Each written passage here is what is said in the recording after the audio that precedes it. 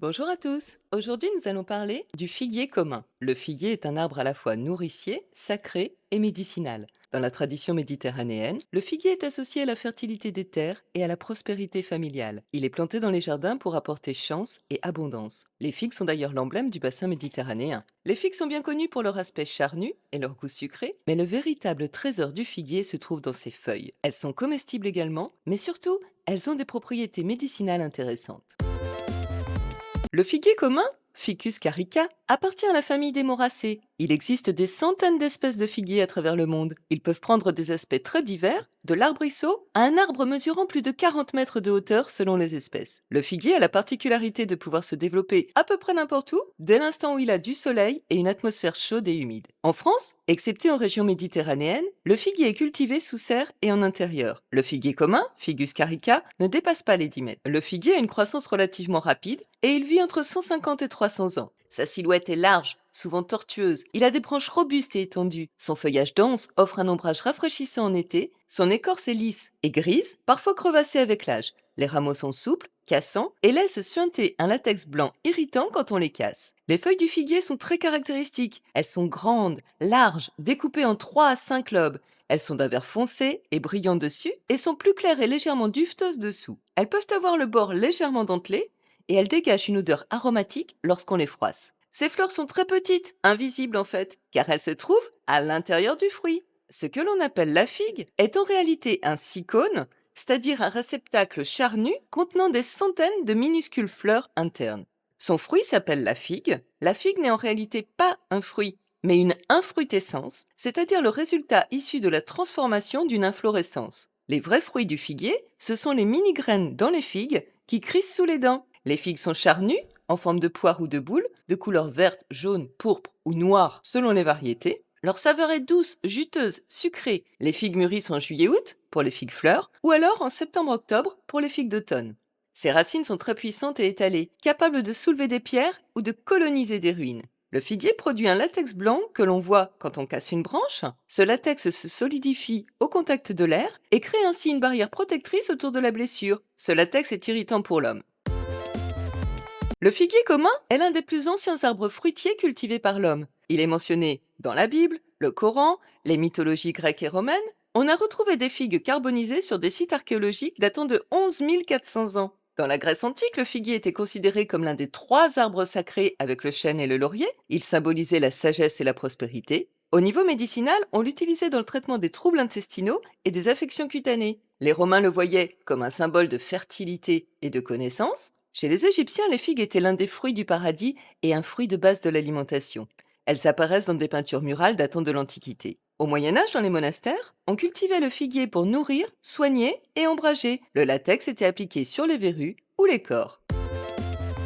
Le figuier commun a des propriétés digestives et laxatives douces. Les figues sont riches en fibres, ce qui les rend utiles pour améliorer la digestion, prévenir la constipation et maintenir un système digestif sain. Les figues séchées sont particulièrement efficaces pour stimuler la fonction intestinale. Elles sont énergétiques et utiles en cas d'anémie ou de fatigue, car elles sont reminéralisantes de par leur richesse en calcium et en potassium. Le figuier commun a des propriétés anti-inflammatoires, notamment dans le latex, qui peut traiter les infections cutanées telles que les verrues ou les cors. Les feuilles de figuier sont parfois utilisées dans des décoctions pour traiter des infections respiratoires ou pulmonaires. Le figuier commun a des propriétés antidiabétiques légères. Les infusions de feuilles de figuier peuvent réguler le taux de sucre sanguin dans les cas de diabète ou de troubles métaboliques. Le figuier commun a des propriétés antimicrobiennes et antibactériennes qui peuvent aider à combattre des infections mineures. Le latex du figuier est utilisé pour soigner les brûlures, les ulcères de la peau, les plaies et également pour exfolier la peau. Le figuier commun a des propriétés antioxydantes et cardioprotectrices. Du fait de leur richesse en antioxydants et en polyphénols, les figues sont bénéfiques pour la santé cardiovasculaire et la prévention du vieillissement cellulaire. Les feuilles du figuier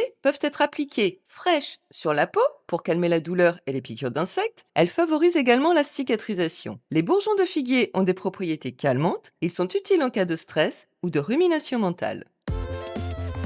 Les figues sont très appréciées en cuisine pour leur goût sucré et leur polyvalence. Les figues sont riches en sucre, elles ne conviennent pas à ceux qui suivent un régime pauvre en glucides ou qui ont des problèmes de glycémie. Les figues ont une texture douce, elles peuvent être consommées fraîches, telles quelles, utilisées pour la confection de nombreux desserts, ajoutées à des salades sucrées salées. Elles peuvent être farcies avec du fromage de chèvre, du miel, des noix ou ajoutées à des plats salés. Les figues peuvent aussi être séchées comme un encas énergétique ou ajoutées dans des tagines, des pains, des mueslis, des biscuits. Les figues peuvent être confites, préparées en chutney, en gelée ou en accompagnement de fromage. Elles peuvent aussi être transformées en vinaigre de figue, en sirop ou en alcool artisanal. Les feuilles de figuier sont très aromatiques, voire exotiques. Leur saveur rappelle celle de la noix de coco ou du jasmin.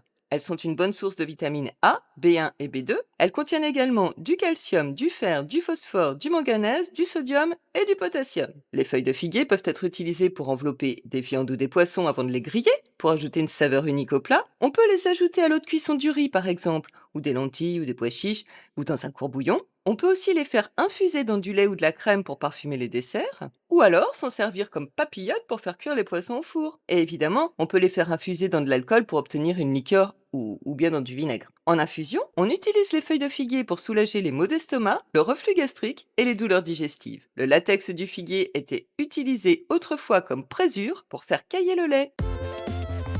Les figues se récoltent à pleine maturité pour un goût sucré optimal quand elles se ramollissent et commencent à pendre vers le bas, car elles ne mûrissent plus après la cueillette. Si vous êtes sensible au latex irritant, il peut être préférable de porter des gants pour les cueillir, et en fonction des variétés, il y a parfois 2 récoltes par an. Les feuilles, elles, se récoltent jeunes, au printemps ou en début d'été. On peut les utiliser fraîches dans la cuisine ou dans certaines préparations comme les vinaigres. On peut aussi les faire sécher pour une utilisation ultérieure, notamment en infusion. Attention, le latex du figuier est photosensibilisant et peut entraîner de graves brûlures. Cueillir avec des gants et en dehors des journées de grande chaleur.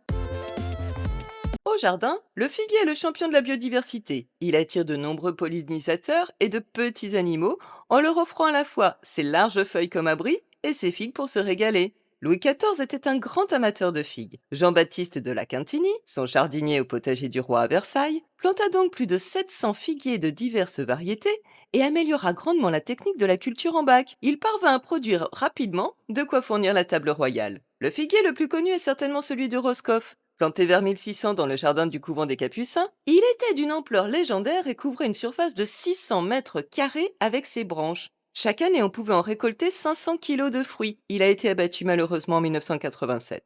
En cosmétique, c'est surtout le figuier de Barbarie qui est utilisé. Le figuier de Barbarie fait partie de la famille des cactacées et l'extrait de figue de Barbarie favorise l'hydratation de la peau. L'expression mi-figue mi-raisin prend ses racines dans une anecdote de marin vénitien. Au XVe siècle, à Venise, des marchands de la cité grecque de Corinthe avaient caché des morceaux de figues séchées dans leurs sacs de raisins secs car elles étaient moins chères que les raisins. Quand les Vénitiens se rendirent compte de la supercherie, ils eurent un sentiment mitigé parce qu'au final, ils aimaient bien les raisins secs avec ces morceaux de figues. Le latex produit par la plante permet la fabrication de caoutchouc, mais la qualité est bien inférieure à l'EVA qui lui est donc préféré. Le figuier est un symbole religieux majeur dans la Bible. Il est mentionné dans plusieurs passages, notamment dans l'Ancien Testament, comme un symbole de paix et de bénédiction divine. Et il y est aussi dit que ce ne sont pas des feuilles de vigne, mais des feuilles de figuier qui habillent légèrement Adam et Ève au paradis. En Asie, le figuier est un symbole de connaissance et de transcendance spirituelle. C'est en effet sous un figuier que Bouddha a atteint l'illumination. Bref, le figuier c'est tout un monde, tant par la variété des espèces que par les histoires et les légendes qu'il a laissées dans l'histoire. Le figuier est un arbre au port bien enraciné, robuste et rassurant. Ses feuilles et ses fruits s'associent à toutes les saveurs et trouvent des usages culinaires infinis. Et même son latex peut servir. Rien ne se perd dans le figuier. Le figuier est vraiment un arbre fascinant. Je vous laisse méditer dessus. Ou bien dessous, à vous de voir. À bientôt!